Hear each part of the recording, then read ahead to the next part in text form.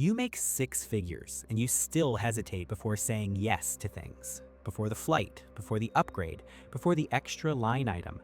That's not supposed to happen at this income level, but it does. And the reason isn't what you think. Picture someone specific. Mid-30s, maybe early 40s, works in a field that took years to get into. Tech, healthcare, finance, operations, something professional, something that required showing up and building. They make $100,000 a year, maybe 120, maybe more. On paper, that is a serious income. Culturally, they're not supposed to feel stretched. They're supposed to feel stable, established, a little ahead. And they're not struggling, not technically. The bills are paid, retirement is getting funded, the credit score is clean, the decisions are responsible. But the end of every month arrives with a balance that feels thinner than the salary implies it should be. Not a crisis, just tighter than expected. And underneath that tightness is a thought that doesn't get said out loud very often. I thought this would feel different by now. That thought isn't a character flaw. It's a structural response to a cultural expectation that was formed in a different era. For decades, $100,000 carried weight, real symbolic weight. It meant arrival. It meant breathing room. It meant crossing into a category of life where the daily financial anxiety softened, where you stopped doing the math before saying yes to things. That meaning wasn't invented. At the time it was set, it was accurate. But the anchor was set in a different landscape. Housing cost less relative to income. Healthcare wasn't a monthly line item the way it is now. One income could hold a household in a way two often can't today. The number stayed, the world moved. Anchors don't update automatically. So when people hit the number and the feeling doesn't arrive, when the salary says one thing and the bank account says another, they turn inward.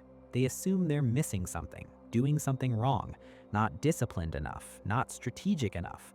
Most of the time, that's not it. Here's where the $100,000 actually goes. Before the paycheck reaches the account, a significant portion has already left. Federal income taxes at the six-figure level have moved into a higher marginal bracket. State taxes vary, but in the metros where most of these jobs are concentrated, they're not trivial. Social Security, Medicare, pre-tax deductions for benefits that never touch take-home pay. By the time the number lands, a gross salary in the low six figures has often become take-home pay in the high 50s or low 60s. That's the first gap. The distance between what the offer letter says and what actually moves. From there, housing claims the largest share. In the cities where these incomes exist, where the jobs are, where the opportunity is, a mortgage or rent can absorb a third of take-home pay, sometimes more. The market doesn't care what the percentage should theoretically be. Transportation follows. A financed car, not extravagant, just functional and reliable, but financed. Monthly payment, insurance, fuel, maintenance, registration, all of it recurring. Healthcare premiums come out before the paycheck. Out-of-pocket costs arrive when they want to. If there are children, childcare has become one of the most significant recurring expenses a household can carry. In most major metros, it approaches what a second mortgage would cost. If there are no children, other lines fill the space. Student debt that lingers longer than it once did, professional expenses, the cost of participating in a social and professional world that quietly expects more as the salary rises. None of these choices are reckless. Not one of them represents a failure of judgment. They are the standard structure of a responsible, functioning adult life in a modern city. The math is sound. It just doesn't leave much air. There's a second layer that compounds this. When income rises, life tends to rise with it. Not recklessly, not dramatically, gradually. The apartment becomes a house because the family needs more space, because ownership is supposed to build equity, because renting at this income level starts to feel like the wrong move. The car becomes newer because reliability matters more when the job demands more, because the old one was aging and the risk felt misaligned. The neighborhood improves because the schools are better, because the commute is more manageable, because safety is worth the premium, because it finally seems possible. The vacations shift from maybe to booked. The restaurants shift from occasionally to regularly. None of this is indulgent. Each decision, evaluated individually, makes complete sense. That's the thing about this layer. It doesn't announce itself. Income grows, expectations grow with it. Fixed obligations expand to absorb the increase. The gap, the distance between what comes in and what must be committed to go out, barely widens. The lifestyle upgrades, the financial breathing room doesn't. The income moved to a higher floor, the structure moved with it. That's the expansion effect. And underneath the expansion, something else is happening. Something that operates almost invisibly because it shows up wearing the appearance of opportunity. When income rises, it doesn't just change what you can afford, it changes what you qualify for. The mortgage lender approves a larger loan. The auto dealer offers longer financing to keep the monthly number comfortable. The credit card issuer raises the limit. Qualification feels like progress, and it's easy to understand why. In most areas of life, being approved for more means you've earned more, proven more, become more capable of carrying more. It reads as advancement. But there's a distinction worth holding clearly. Qualifying for a debt structure means the institution has determined you can service it. It does not mean the debt moves you closer to financial security. It means you are capable of carrying it. So you take the house that matches your income level. You take the car that fits the professional chapter you're in. You take the lifestyle that reflects where you've arrived. Each decision is defensible. Collectively, they extend obligation deeper into the future.